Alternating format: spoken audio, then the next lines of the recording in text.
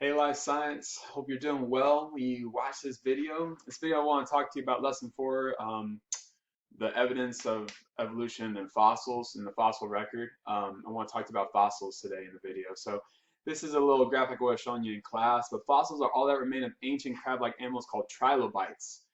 In this boat, the fossils might look like they're made of clay or putty, but actually they are rock. Deep underground over millions of years, the trilobites' bodies broke apart and dissolved really quick. Note, remember, some Christians argue that the Earth is really young. Some argue that it's old. That's not for this discussion, but just throwing it out there.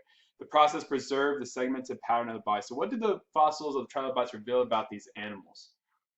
You could possibly think, some answers here. I would love to have heard them in class, but you could have said maybe shells, maybe they were small, depending upon the size, or maybe they lived in groups. What can the study of fossils teach us about living things today? Well, what scientists will argue is that studying fossils will help us understand how we got the species that we see today in the world. We would study the fossil record to understand evolution better. Okay, so this bird is actually found in Florida in the fossil record. It was first found in Florida. It's called Titanus walleri. This ancient bird would have stood about 5 feet tall, and it could run pretty fast, and you probably wouldn't want to meet it if it was hungry. But nonetheless, it's an example of a fossil. Now, we don't see this bird around today, so there's some questions like what happened to it? How old is this fossil? We say millions of years, according to some Christians would argue against that, but how in the world does this fossil help us understand life today? So some objectives for this video would be explain how fossils form, know the different types of them. Uh, how does science work as far as dating, like dating rocks? How old are rocks? I'll briefly talk to you about that, but not really too much today. And then why do secular science claim fossils are evidence for biological evolution? And I'll also talk to you about some comparing anatomy, looking at the different anatomical structures of different species and how that also maybe points to evidence of evolution. Okay, so the fossil record is made up of all the fossils ever created or discovered on the earth. There's not many fossils are rare to find, so if you've ever found one, that's awesome. Fossil record provides evidence that species have changed over time. Of course, this evidence is challenged by Christians, of course, because we believe that God created according to kind. So maybe change within kind's fine, but telling me that I come from an ape-like human named Lucy, who was like ape plus human walking upright, the Bible wouldn't agree with that. So after an animal dies, soft tissues do not break, do not that animals don't eat break down. So only the dead animal like parts, like the hard parts, like bones, shells, teeth remain. Under rare conditions, these become fossilized. And there's two different types of fossilization. There's mineralization, which is basically there's minerals in water, and they fill in these spaces of the tissue. That would be like petrified wood. And then there's carbonization. Fossil films made by carbonization are usually black or dark brown fish, insects, plant leaves. So this is when like two really under intense pressure, you get these carbon sheets.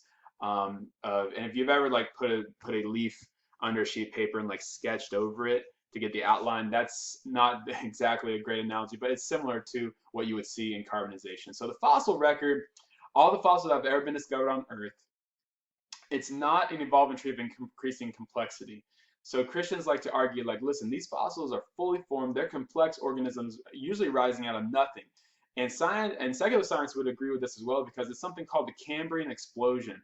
I would have assigned some homework assignments to you for that, but I'm not going to, of course, during this time right now. But the Cambrian Explosion is basically in the fossil record, you don't see anything, and boom, all these like fully formed, very complex organisms arise in the fossil record. So we don't see this gradual, like single cell to everything. Of course, single cells wouldn't be fossilized, but nonetheless, there are some issues with that. So if trilobites appear suddenly without any transitions, no fossils between simple cell organisms, they wouldn't have survived, and complex invertebrates.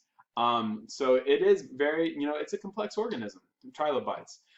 Christians would like to also argue there's no transitional fossils, and you can look up all these arguments. I'm just basically telling you this because I don't want you to just readily accept everything that you're told by anyone, really. Like, I mean, especially in the realm of science. I mean, I hope you trust your parents and of course your pastor and various people like that, but you should investigate it yourself. You should investigate God's word and see what it says. You should investigate what I'm saying and see what it says. You should search out truth for yourself. and become, critical thinkers. And so Christians, like, would argue this. Look up whale evolution, look up horse evolution, look up Archaeopteryx, the bird that I'm about to talk to you about. So this is a geological timescale. You don't have to know these dates. If you've ever seen Jurassic Park, there's Jurassic, right? Millions of years ago. There's multiple big extinction events that I'll talk to you about in a little bit. But see, what we like to think of, and there's the Cambrian Explosion right down here. Cambrian Explosion, boom, everything fully formed out of nothing, right? And so this is an example of what you find in textbooks. So you don't really find this in life. You don't find this like nice little layers, like, if you have multiple layers of a cake and the bottom layers are the oldest and then you get up to the top. You don't really find this in life according to, Christian geologists, but nonetheless, it is something to find. Here's another example of an argument against transitional fossils. Some fishermen were fishing. I forgot exactly where they were fishing, but they pulled up this fish and they were like, they have no idea what this thing is. It's called a coelacanth, and literally, this fish hasn't changed in 65 million years. They thought the fish was extinct. You can see the fossil right there above it, and this was a crazy find. And of course, there's like that fun quote right there that you could think about. But that's pretty crazy to think about. Here's Archaeopteryx, this kind of like bird slash dinosaur, transitional fossil claimed to be. I would encourage you to look that up. I'm not going to take up your time right now, but that's just an example of a transitional fossil secular scientists would say look at. Christian scientists would, Christian creationary scientists would say that's not a transitional fossil because it's just like a collection of mosaic of characters. It's not a blending. There's also a decent amount of human-like fossils. And again, Christians would have their discussions about all this. So again, I encourage you guys to look this stuff up if you're wondering about it. If you're wondering about like how can science claim that we came from apes and what do Christians have to say about it, there's brilliant arguments for it that I just don't have time to get into right now for this video. But one of the most famous ones is Lucy, but some of her bones are found in really weird places, and so it's not really the greatest to just assume like, oh yeah, that's an ape-like human. That's my great great great great times a million grandmother. So that's look it up. You can I encourage you to do that. So a fossil is an impression, cast, original material, or track of any animal or plant that is preserved in rock after the original organic material is transformed or removed. Fossil may be an original skeleton, a mold, or a cast. You ever had a cast on your arm? You know what that is. Material that has been replaced of the once living thing, traces even. So you have to have hard parts of the body to promote fossilization. You can see the shark teeth there and the dinosaur and the crab shells. You have to have rapid burial because oxygen deteriorates. If you don't have rapid burial, other organisms will come and eat the remains. Body fossils are actual parts of an organism. Trace fossils are evidence of its life. You need to know the contrast between those. Body, that's pretty, like a bone, right? The remnant of a bone, or a trace fossil. So here's like some examples of body fossils. I don't know if you've ever been to Orlando Science Center. We love taking our girls, and it's just amazing the fossils that they have in that place. I would encourage you to go if you haven't been. Trace fossils are examples of like how an organism lives. So you can see footprints here. This is actually fossilized species. Yep, people actually study that and collect it. Fossilized species, they're called coprolites. You can also see some trace fossils there as well. So fossils, sometimes original material, an altered bone, show that's very, very rare. Incrustations, that's what Jurassic Park's built on, right? The mosquito and the amber, that's incrustations. Mummification and refrigeration, trapped inside ice. One of the most famous fossils that I definitely would love for you to look up on your own time. I might assign it as an assignment. I'm still thinking about it. But his name is Bootsy because he was found in a certain mountain range. And it's the most well-preserved human fossil, 6,000 plus years old. Actually, Brad Pitt has it tattooed on his arm. Bootsy. It's an incredible story about his discovery, and then it's kind of like a murder mystery because they found like an arrow in his back, and like what was he doing? And they found that he actually destroyed textbooks, his findings, because he had complex tools. He actually changed timelines, the discovery of him, because his complex tools and all the knowledge that he had that they found around him was like, we did not expect humans to be this advanced back then. And so he actually changed textbooks. It's a pretty crazy story. We already talked about permineralization, minerals and water, carbonization. So there's some pictures of carbonization right? Tissue is decomposed or reduced to a film of carbon under intense pressure. A mold is the reproduction of the inside or outside of a surface, and a cast is a duplicate of the original organism, usually formed by replacement of a living thing. Here's some trace fossils, burrows or borings, how organisms lived. Gastroliths, stones inside dinosaurs, or coprolites, those fossilized species. That's awesome, right? We already talked about tracks. So, here's just some review questions that I would have asked you in class. You don't have to do them right now, but nonetheless. So how are fossils formed? Well, first off, of course, it involves death. Something has to die, or not with trace fossils necessarily, but let's just talk about bifossils. Death, rapid burial, right? If it's not rapid burial, decomposition happens quickly. Other organisms will eat the material. Hard parts are usually the only ones that are preserved, and then fossils are found through erosion, so things just kind of like erode away, or through, of course, digging. And so, evidence of evolution. Is there evidence of evolution to be found in the fossil record? Or comparisons of anatomy specifically. And so embryological development, homologous structures, analogous structures, and vestigial structures. I'm going to talk to you about some of the stuff that your book doesn't have, but that will help you getting prepared for ninth grade biology. So first off, embryo resemblance. Embryos is a developing, organism. And so you can see here that at a certain stage, we all look pretty similar. And so what evolutionists would say, so we have the same data. Here's the thing. An evolutionist, an atheist, naturalist, and a Christian looks at this picture, and we have the same data. They assume, based upon the data that they see, that we came from the same place, common ancestor. Christians would assume we came from the same designer. And so there's a difference there between worldviews. And so it matters, right? Here's a picture from your book.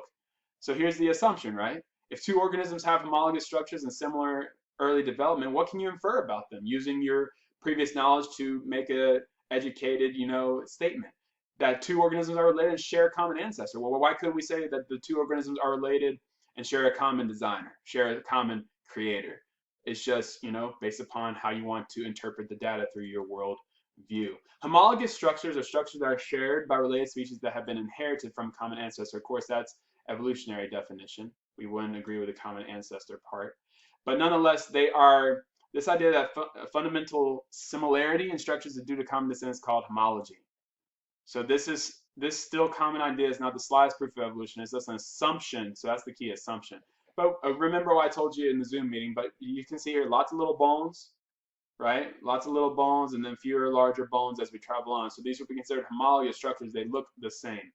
Analogous structures share the common function. So you can see the wing here. So homologous structures look the same. Analogous structures have the same function. So you can see the different wings of different species and see that. You can see another example comparing anatomy is vestigial structures. Vestigial structures are basically structures left over from evolution that have lost their original function. So a whale has pelvic bones. Why do they have pelvic bones? An evolutionist would say it's from when they were on land. According to evolution, life began in the ocean, went to land. Of course, it's over millions and millions of years. And then there was a Pakicetus, like a little mammal, and over millions of years evolved to go back into the water. And so whales were on land. That's why they breathe air. They're more related to us than fish. And nonetheless, why does it have a pelvic bone? Well, they would say it's a vestigial structure. But science has actually, found out that pelvic bones help the whale be successful in mating, which of course would increase gene transfer. Genes not transferring, but genes being passed on, successful reproduction, increasing numbers, that would be a good thing. Some people have also claimed that your appendix, bottom right side, if you have sharp pain, that'd be an issue. Your appendix is a vestigial structure. Left from evolution, it's lost its original function. However, the appendix actually houses good bacteria. If you've ever been infected with something and really had a hard time digestively, I'm not going to get into details here, but it's not good, but you have good bacteria living inside you. It's called your microbiome. That appendix houses that good bacteria to help you recolonize after a sickness, okay? The last thing that your book talks about is basically extinction and speciation. Extinction is when the species is no longer around. The woolly mammoth is a famous example. I showed you that video in class about maybe they're trying to bring back the woolly mammoth to life, and if they should, and what should happen, and Seoul, South Korea, and all sorts of labs. Everybody's focusing on COVID right now, of course, thankfully, but nonetheless, some places are still probably working on the woolly mammoth. But extinction is when species completely, die out. It's been claimed that the dinosaurs died out due to a major asteroid collision.